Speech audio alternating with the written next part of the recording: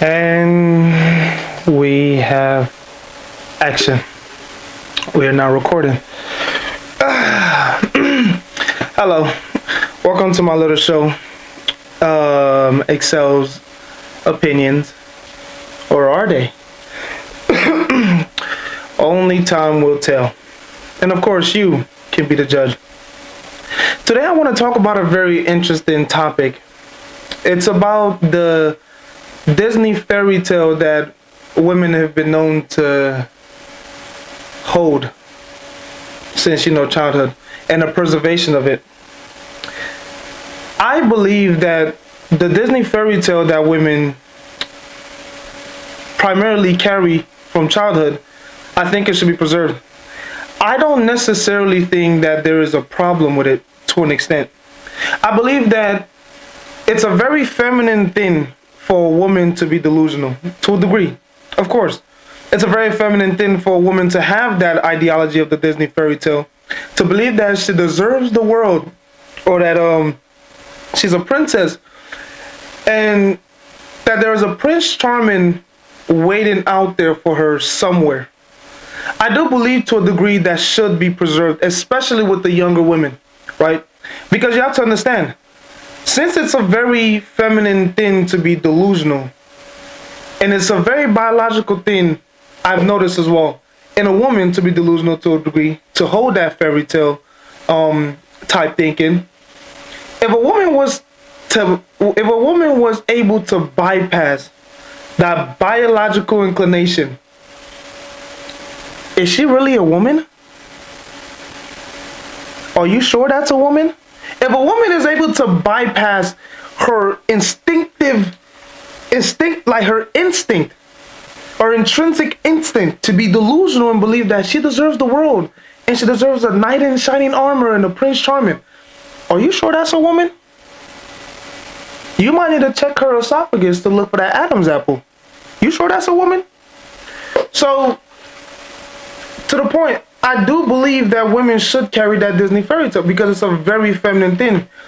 As a young child, young boys, they play with toys, trucks, toy guns, Power Ranger toys, toy cars, things of that nature. What do girls do? They play house, fake weddings, Disney princess outfit, little Tinkerbell, pixie fairy outfit, little wand waving it around. It's a thing. It's not even something that has to be instilled in girl, because you're given the option. If a young girl has a brother, and that brother, with the young boys, the brother is watching more of a boys type show, like maybe Paw Patrol or Spider-Man or something like that, right? He's watching something that's very much like a guy to watch. But still, when it's her turn to use a television or the technology or the device, whether it's a tablet or an iPad, what does she click on? Does she click on Sophia the First? Cinderella? Tinkerbell? Why? She just watched her brother watch a bunch of very guyish things for hours on end, but still she decided to choose to watch the little princess frolicking around in the grass. Okay. To my point, because that is instilled in a young girl, whether by parents or outside influence or just her own preference to begin with, to enjoy the Disney fairy tale, I think it should be carried on even in, let's say, somewhat adulthood. Because for a woman to not be delusional to a degree, for her to not believe in those Disney fairy tale kind of things, is the same as her. For a woman to actually fully live in reality, in the real world, there's a bit of pessimism that comes with that. And I don't think that's healthy for a woman to be pessimistic. Because when you're pessimistic, there are very, how do I say, there are very wild thoughts that go through your mind when you live in a state of pessimism. If you look at the philosophers and the geniuses of old, you take people like Aristotle, Marcus Aurelius, Genghis Khan, Alexander the Great, the King Solomon. You read the book of Ecclesiastes, literally in the introduction of the book, in the beginning of the book, the King Solomon, who was revered for his wisdom and had wealth and riches that spanned hundreds of folds, right? And this was also a man that people like to use an excuse for polygamy by saying he had 200 something wives. So many women, so much wealth, so much power, so much wisdom. Just examine the way he spoke, using words like frivolous and things being of vanity, things being meaningless under the sun. That's a very pessimistic mindset to have. It doesn't leave a lot of room for optimism when you're using words and language like that, you're speaking like that. Now imagine that in the form of women. Now we all know that in the old days, most of the geniuses and the wise men, keyword men, were a lot of men. There weren't a lot of women that were really brilliant or really geniuses. So I don't believe, not to my knowledge, that there's a woman that carries a pessimistic mindset. Now, of course, I'm not saying that that's completely true, right? There might have existed a couple, but who do we more or less know to have mindsets like that? We know them. We know it's from the men to be stoic, to be in a state of stoicism, and being almost completely emotionless, right? If a woman was to abandon the Disney fairy tale mindset and thinking, it will increase in the pessimism and how it will increase in the gloominess of how she views the world, right? Because once that fourth wall is broken and that delusion is gone, what's left? What's left is reality, and facing all that comes with reality. Reality isn't always good, and it also isn't always bad. But nevertheless, there is a lot of bad that most people consciously can, that most people subconsciously or consciously could make to outweigh the good. There is a lot of good that exists in the world. Yes, there's a balance: light, darkness, good, and evil. But most people, I've noticed, they tend to focus on one or the other. And what do you think is the one that they tend to focus on the most? The evil, the bad. How gloomy the world is, especially when it comes to relationship. You hear a lot of women going around spouting things like, men aren't bleep, men are dogs, and things of that nature. Yes, a lot of men are, in fact, crap. A lot of men are, in fact, garbage. And a lot of men, in fact, are dogs. Yes. But for a woman to, because you have to understand, the women of old didn't really use terms like that. Not necessarily. On some level, they did realize its existence, that men are promiscuous, of course. I mean, what do you think? Well, what's left to think when your husband has 2 other wives, or your husband have 3 mistresses? Of course. But the delusion stayed to a degree. It stayed to a degree, believing that this is my Prince Charming, this is the king of my castle. I will accept that degree. Now, of course, I'm not sitting here saying that you should accept infidelity or adultery. Of course not. It is a grave sin. It is not just a sin against someone that you claim you care about, but it's also a sin against God, because God said, thou shalt not commit adultery. Thou shalt not fornicate.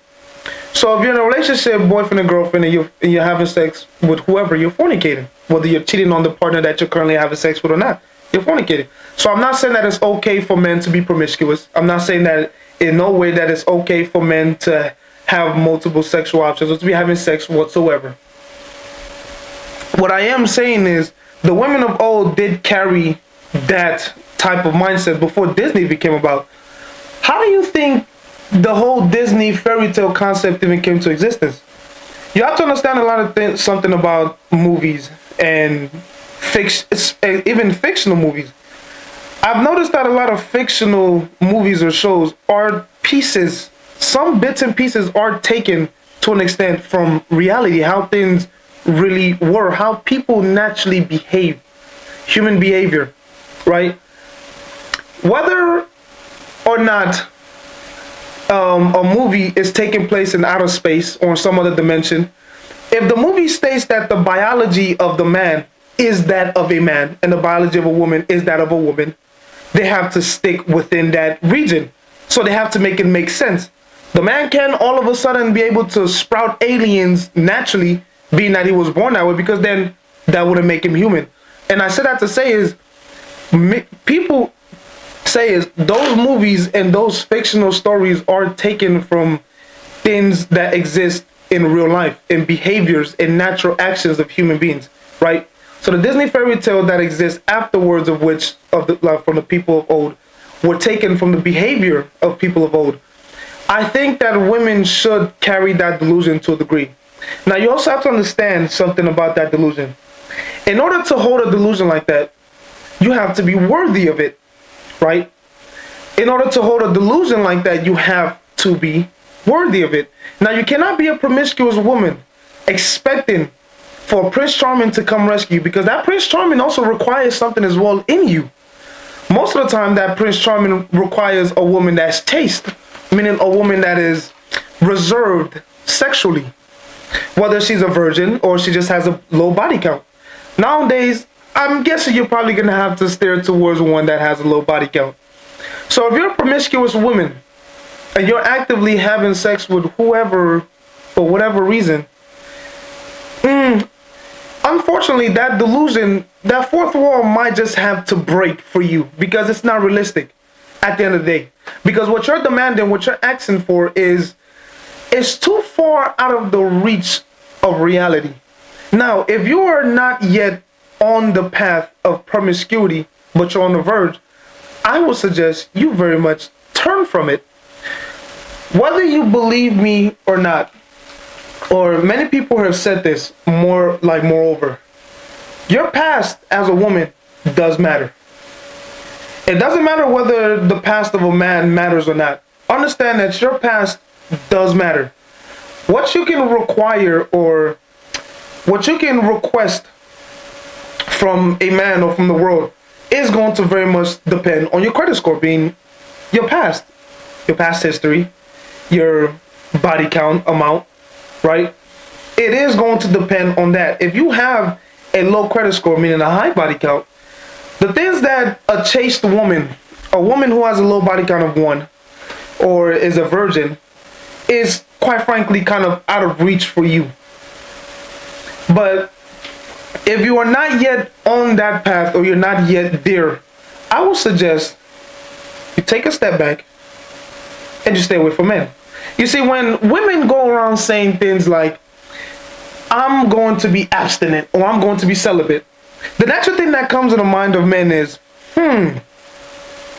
that's an interesting decision that you're making. So you're telling me after you've been promiscuous and been dogged out a lot by a lot of men, now you want to be chaste and now you want to be reserved? Because when women say stuff like that, what automatically goes across the mind of men is, oh, she been through a crazy whole phase. Oh, that whole phase must have been hoeing. You feel me? And now you need a break. Now you pretty much need to preserve your punani. Now your body, your sexuality needs rest. You were promiscuous for 6 days, and in the 7th, now you want rest. That's what comes across the mind of men. If you're going to be celibate, I advise you to do it at a very young and early stage in your experience sexually, and your experience with men, and experience as a young woman. Because any later than that, unfortunately, that Disney fairy tale does not apply for you. It no longer exists for you. The only type of man that will allow that delusion to carry and accept that delusion in you is a man that, well, isn't really your first option to begin with. It's a man that you don't really care for, but hey, no one else is looking your way, so you kind of got to take him. You have to kind of accept that man, because there's not much else out there for you. So yes, I do believe, and a lot of people, of course, are going to disagree with me on this, but I very much do believe that the delusion and the delusion of the princess, the Disney fairy tale, should be kept alive to a certain group of women, to a certain amount of women, or to just women in general, right? Because aside from that, what's left is to have a very masculine mindset of being pessimistic and seeing things as being frivolous or just vanity and meaningless. We don't want us as males, as guys, we don't want women to go around the world having dark, gloomy thoughts like that. It's not a very feminine thing. It's a feminine thing for women to be chipper and overly excited and optimistic for no reason, to carry hope. Because in the womb of the woman, it's like intrinsically carries hope. Because in the womb of the woman contains the next generation, the next man or woman for the future, that'll build the future of mankind. So for a woman to abandon that fairy tale is for a woman to exert herself in a very masculine sense, in a very masculine attitude and behavior of being pessimistic. So I definitely do believe that women should carry on that Disney fairy tale, because I think it's healthy for women to be delusional to a degree. I think it's very healthy for women to be delusional to a degree. I mean, if you think about it, all the women that go around saying men aren't bleep, men are dogs, have you noticed their behavior? Their behavior isn't necessarily something that you want to be around a lot, huh? Because whenever they hear something that a man says, they instantly think, he lying. I don't believe that. Ah, da, da, da, da. There's always a dispute. But men do this, men do that, blah, blah, blah. It increases in the argumentativeness of a woman that men naturally just don't like. Men naturally just don't like. And a lot of times when a woman does say, men aren't, I mean, let's think about it. Think about it this way. If a woman wasn't sexually experienced to a medium to high degree, how would she know that men are dogs? Men aren't blah, blah, blah, blah, right? How would she know that men aren't crap? In order for a woman to get to the mindset of knowing that men aren't bleep, she would have to experience a good amount of men. Think about that for a second. Men aren't bleep. You have to go through a certain type of experience to come to a conclusion like that. Now, if a man has only been with one woman, or a woman has only been with one man, and the relationship didn't go well, what right or what sense would it make for a woman or a man to say, blah blah blah, ha, da, da, da, da, isn't crap, or he's a dog, if you've only been with one man? If you've only been with one man, how can you come to the conclusion that all men are nothing? All men are dogs and all men are crap. Think about that for a second. The Disney fairy tale should exist in women, because I think to a degree it is healthy for a woman to carry that delusion. Otherwise, the alternative is that she increases in experience and comes to the pessimistic mindset that all men cheat, all men lie, all men are dogs. And quite frankly, based on the evidence that is being shown in society nowadays, I don't think that is a very healthy mindset for women to carry. But as I said once again, these are just my opinions. Or are they? You will be the judge for that, of course, because people naturally judge. Yes, everybody is judgmental to a degree, so I suppose time will tell, and you will be the judge of whether what I said today is an opinion or is a fact.